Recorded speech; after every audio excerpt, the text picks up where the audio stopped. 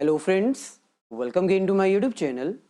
तो आज के इस वीडियो में हम डिस्कस करेंगे मिशन 95 प्लस के 26th एपिसोड के बारे में।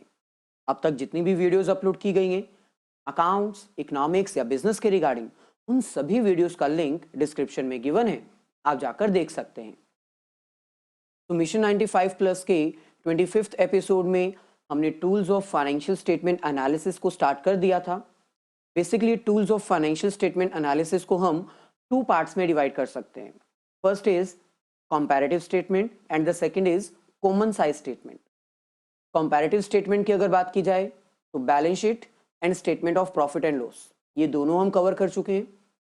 कॉमन साइज स्टेटमेंट की अगर बात की जाए तो बैलेंस शीट हम कवर कर चुके हैं विद न्यूमेरिकल क्वेश्चंस। अगर इसमें से कोई भी पार्ट आपने मिस किया है तो सभी टॉपिक्स का लिंक डिस्क्रिप्शन में गिवन है। यानी आज के इस 26 एपिसोड में हम common size statement of profit and loss को अंडरस्टैंड करेंगे विद न्यूमेरिकल क्वेश्चन। लेकिन स्टार्ट करने से पहले आपके लिए एक इंपॉर्टेंट इंफॉर्मेशन है। अनअकैडमी की तरफ से आपके लिए बिल्कुल फ्री एक प्लेटफॉर्म क्रिएट किया गया है जहां पर प्री बोर्ड एग्जाम्स कंडक्ट किए जाएंगे रिटन फॉर्म में। यानी सब्जेक्टिव टेस्ट होगा, कंप्लीट 3 आवर्स आपको प्रोवाइड किए जाएंगे, आपके पास क्वेश्चन पेपर आएगा, आपको रिटन वो एग्जाम कंडक्ट करना पड़ेगा, उसकी पिक्स पीडीएफ फॉर्म में अपलोड करनी पड़ेंगी। टेस्ट इवेल्युएट होने के बाद आपके पास मार्क्स भी प्रोवाइड किए जाएंगे। यानी ओवरऑल जैसे प्री बोर्ड एग्जाम होता है बिल्कुल वैसे ही आपका बिल्कुल free pre board exam conduct किया जाएगा, ताकि आपको पता चल जाए कि आप किस लेवल पर हो, कितनी परफॉर्मेंस आप दे पाते हो, क्या आप फाइनल एग्जाम के लिए रेडी हैं। तो अपना टाइम टेबल जो है वो नोट कर लीजिए। ये प्रॉपर स्केड्यूल है। अकाउंट्स 14 से स्टार्ट होगा, 15th business studies, 16th economics, 17 maths and 18th English. अपने फ्रेंड्स के साथ ये सारी इंफॉर्मेशन शेयर कर दीजिए अगर वो मेडिकल नॉन मेडिकल के स्टूडेंट्स हैं या फिर आर्ट्स के हैं, क्योंकि उनके लिए भी ये एग्जाम कंडक्ट किया जाएगा।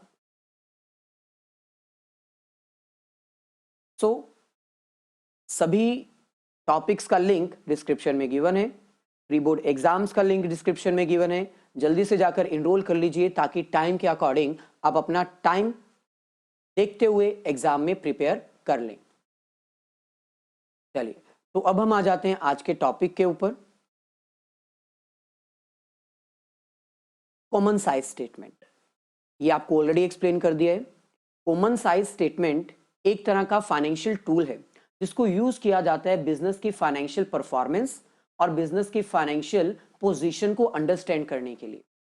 ये एक ऐसी स्टेटमेंट है जिसमें बिजनेस ऑर्गेनाइजेशंस अपनी फाइनेंशियल स्टेटमेंट्स की फिगर्स को परसेंटेज में कन्वर्ट करती हैं बाय यूजिंग सम बेस। क्योंकि जो वैल्यूज लेंथी होती हैं, लैक्स में और करोड़ में होती हैं, उनको अंडरस्टैंड करना थोड़ा डिफिकल्ट रहता है। लेकिन अगर उनको परसेंटेज में कन्वर्ट किया जाए तो इजीली फाइनेंशियल स्टेटमेंट को एनालाइज किया जा सकता है। तो इसीलिए जो बिजनेस ऑर्गेनाइजेशंस होती हैं वो कॉमन साइज स्टेटमेंट को यूज करती हैं अपनी बिजनेस की परफॉर्मेंस और फाइनेंशियल स्ट्रेंथ को मेजर करने के लिए। क्योंकि ये कुछ ऐसे स्टेटमेंट्स हैं जो पूरी फिगर्स को, फाइनेंशियल स्टेटमेंट्स की सभी फिगर्स को परसेंटेज में कन्वर्ट कर देती हैं। For example, profit and loss statement में हम सेल्स को यूज करते हैं एज अ बेस, ताकि बाकी सभी फिगर्स को हम परसेंटेज में कन्वर्ट कर पाए। कॉमन साइज बैलेंस शीट के बारे में आपको ऑलरेडी एक्सप्लेन कर दिया है। आज हम common size statement of profit and loss understand करते हैं। So basically common size statement of profit and loss common size statement का ही एक टाइप है जिसमें हम प्रॉफिट एंड लॉस की सभी फिगर्स को परसेंटेज में कन्वर्ट करते हैं बाय यूजिंग अ बेस। और इसमें बेस क्या होता है? सेल्स, यानी रेवेन्यू फ्रॉम ऑपरेशंस। हम सेल्स को एज अ बेस यूज करते हैं और बाकी सभी फिगर्स को परसेंटेज में कन्वर्ट करते हैं। फॉर एग्जाम्पल, बिजनेस की सेल्स हमें गिवन है 2 लाख। हमें यह फाइंड आउट करना है कि बिजनेस के एक्सपेंसेस कितने परसेंटेज हैं, जो कि हमें गिवन है 1 लाख। सो बिजनेस के एक्सपेंसेस जो कि 1 लाख हैं अमाउंट में, अगर हमें इसको कॉमन साइज स्टेटमेंट में कन्वर्ट करना है, यानी अगर इसको परसेंटेज में कन्वर्ट करना है, तो सिंपल है, हम सेल्स को यूज करेंगे एज अ बेस, यानी 1 lakh divided by 2 lakh multiply 100, जो कि हमारे पास कितना आ जाएगा, ये सारी जीरो कैंसिल्स करके 50%, यानी सेल्स के कंपैरिजन में हमारे एक्सपेंसेस कितने हैं, 50%। ये तो हमने एक एग्जाम्पल दी है। प्रॉफिट एंड लॉस की जितनी भी आइटम्स हैं, office expenses, advertisement expenses, profit before tax, after tax, other revenue, इन सबको हम परसेंटेज में कन्वर्ट करते हैं। तो कॉमन साइज स्टेटमेंट क्या है? Common size statement of profit and loss एक टाइप है कॉमन साइज स्टेटमेंट का। ये एक ऐसा टूल है जिसको यूज किया जाता है प्रॉफिट एंड लॉस की फिगर्स को परसेंटेज में कन्वर्ट करने के लिए। It is a tool which is used to convert the figures of profit and loss into percentage by using some common base। हम इसमें एक कॉमन बेस यूज करते हैं। जैसे बैलेंस शीट जब हम प्रिपेयर करते हैं कॉमन साइज, तो उसमें हम बेस किसको लेते हैं? टोटल एसेट्स और टोटल लायबिलिटीज को।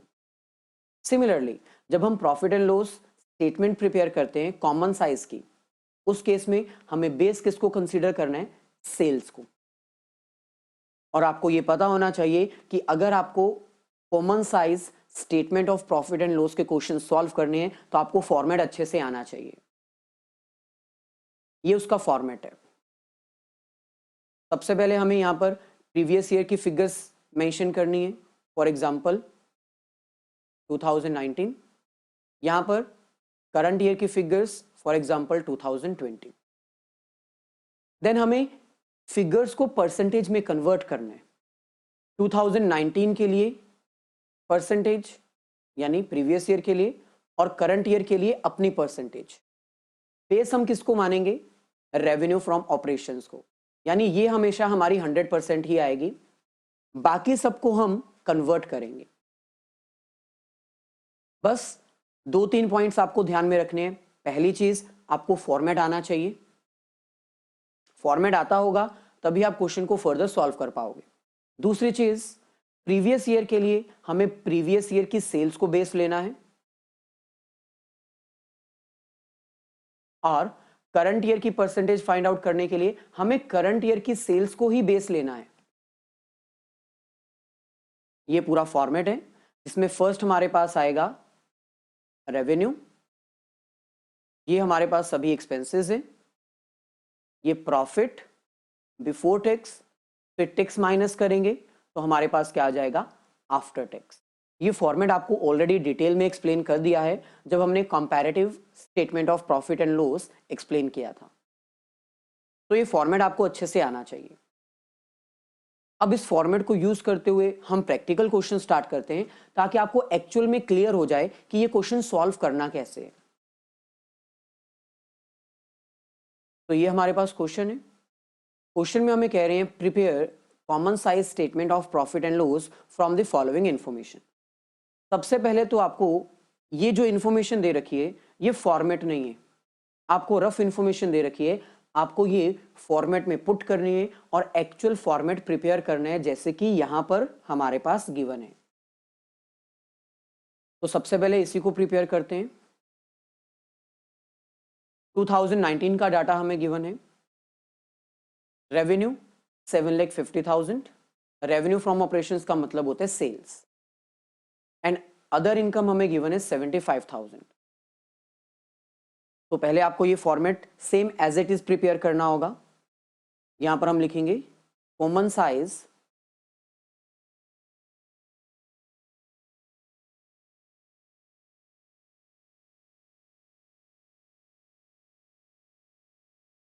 Statement of profit and loss for the year ended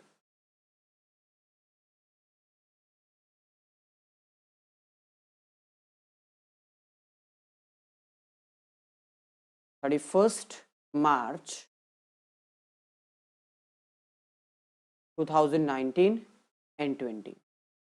पहले हमें फॉर्मेट के अकॉर्डिंग प्रीवियस ईयर का डाटा यहां पर पुट करना है। ये सारी लाइन हमें प्रिपेयर करनी है जो कि वर्टिकल आपको दिख रही है। तो 2019 के अकॉर्डिंग फर्स्ट हमारे पास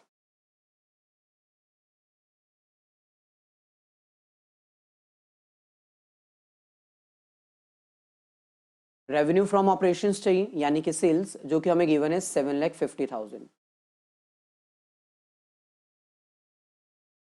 देन हमें अदर इनकम्स चाहिए, अगर गिवन है तो हम काउंट करेंगे, अगर नहीं गिवन तो हम इसको स्किप भी कर सकते हैं।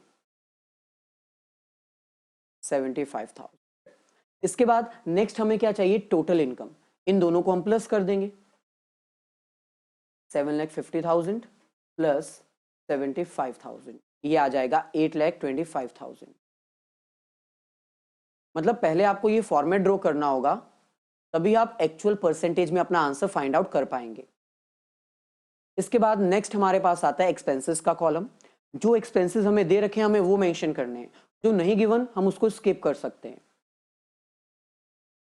तो सबसे पहले purchase of stock in trade हमें गिवन है, जो कि कितने, 6 लाख। तो यहां पर हम मेंशन कर सकते हैं purchase of stock in trade that is 6 lakh.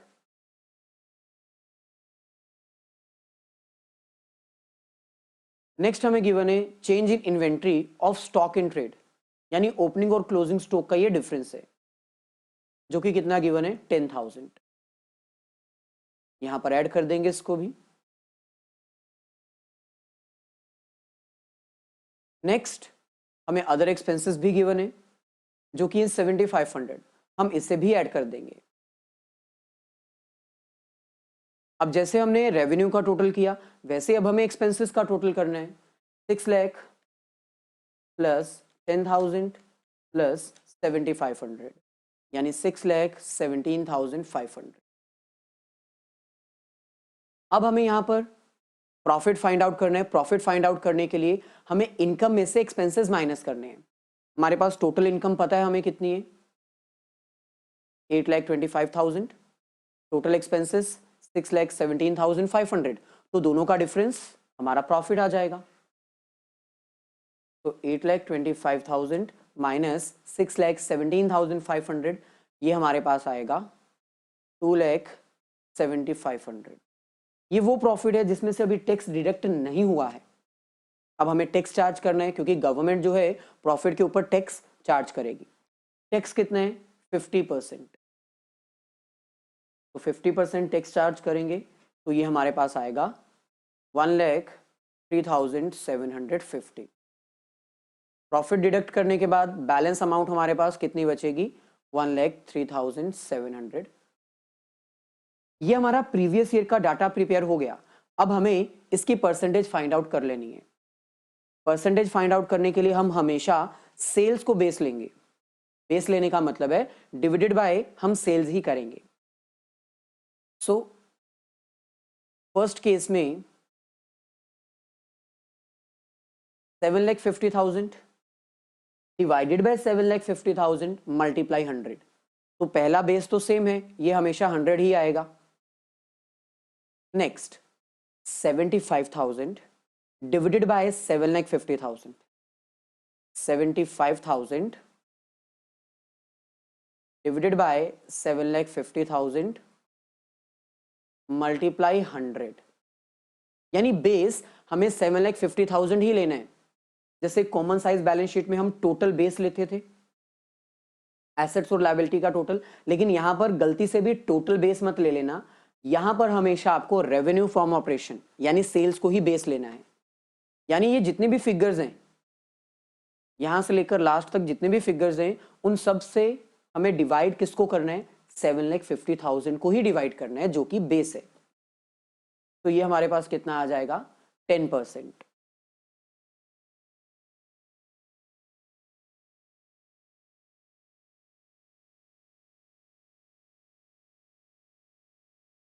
चलिए तो यहां पर मेंशन कर देते हैं 10%। सिमिलरली टोटल का भी हमें बेस 7,50,000 ही काउंट करना है।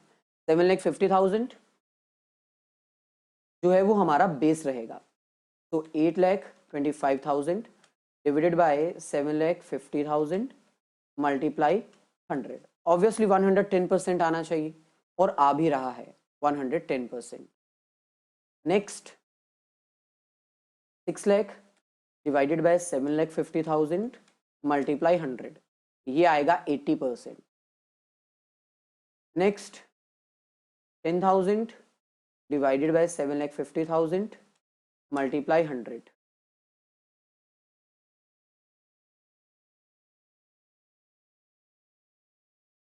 ये हमारे पास पॉइंट्स में आ रहा है 1.33, तो हम इसको 1.34 कर सकते हैं राउंड ऑफ करने के लिए। देन 7,500 डिवाइडेड बाय 7,50,000 मल्टीप्लाई 100, ये हमारे पास आएगा 1%। लास्ट टोटल का भी हमें बेस वही लेना है, 6,17,500 डिवाइडेड बाय 7,50,000 मल्टीप्लाई 100, तो ये कितना आएगा? Obviously 82.34। Next profit 2,70,500 divided by 7,50,000 multiply 100, कितना आएगा? 27.66। नेक्स्ट 1,03,750 डिवाइडेड बाय 7,50,000 मल्टीप्लाई 100, तो ये आएगा 13.84% या फिर 3, क्योंकि पॉइंट्स में आ रहा है, और लास्ट में भी यही आएगा 13.84%। जैसे हमने प्रीवियस ईयर का पहले सारा डाटा प्रिपेयर किया, revenue, total revenue, expenses, total expenses, profit before tax, income tax, profit after tax, ये सारा आपको करंट ईयर का भी प्रिपेयर करना है। सेम वे से करंट ईयर का आप प्रिपेयर करोगे, फिर यहां पर आप परसेंटेज फाइंड आउट करोगे। बस पॉइंट आपने इतना याद रखना है कि प्रीवियस ईयर में जो हमारी सेल्स हैं 7,50,000 है, तो 7,50,000 को हमने बेस यूज किया, सभी वैल्यूज को 7,50,000 से डिवाइड किया। अब करंट ईयर का बेस हम क्या लेंगे? कुछ स्टूडेंट्स यहां पर मिस्टेक कर देते हैं, वो करंट ईयर के लिए भी 7,50,000 ही बेस काउंट कर लेते हैं। ऐसा नहीं करना। करंट ईयर की अपनी सेल्स होगी ना, करंट ईयर की अपनी सेल्स होंगी। जैसे यहां पर हमें गिवन है 10 लाख, तो करंट ईयर की जितनी भी फिगर्स हमारे पास आएंगी उन सभी के लिए हमें बेस क्या लेना है? 10 लाख। तो सारी वैल्यूज आप कैलकुलेट करोगे, जैसे अभी हमने प्रीवियस ईयर की कैलकुलेट की, और उसकी परसेंटेज कैलकुलेट करोगे। तो ये आपके लिए होमवर्क है, करंट ईयर का डाटा प्रिपेयर करिए और उसकी परसेंटेज का आंसर बताइए। आंसर करके कमेंट करके बताइए कि फाइनली आपका यहां पर प्रॉफिट कितना आ रहा है, यानी यहां पर परसेंटेज कितनी आई, प्रॉफिट कितना आया और उसकी परसेंटेज क्या है। जिसका आंसर सही होगा उसको मेरी तरफ से हार्ट प्रोवाइड किया जाएगा। तो all the very best, have a nice day, great day.